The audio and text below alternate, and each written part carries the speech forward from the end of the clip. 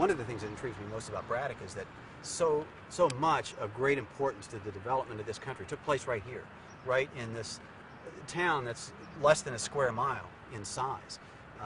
Just maybe a half mile or so over this way, General Braddock brought the British Army over, waded across the river, because you could wade across the Mon River at the time, it was so shallow, waded across the Mon River with George Washington, who I think at the time was 23 years old, a young officer in Braddock's army. They crossed the river up here and marched right up this hillside and into an ambush of French and Indian soldiers.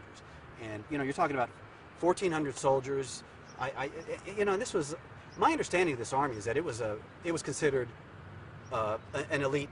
This was a good army, and they crossed over. They were expected to take the fort easily. They marched up the hillside here, and they got their butts kicked by about 500 or 800 French and Indian soldiers.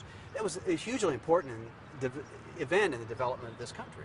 The French and Indian War, I think, has been called the First World War, and a key event of that took place right here, right up the hillside. Maybe a half a mile up this hillside. Then 100 years later, you have Andrew Carnegie, coming into town and establishing his you want me to continue? Or? You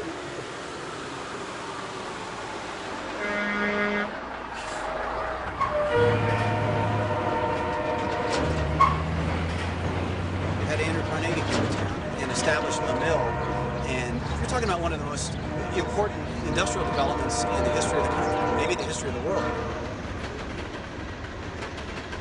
What price did Braddock pay for being such an integral part of this country? In a lot of ways, I think that's a story of about, what America is all about.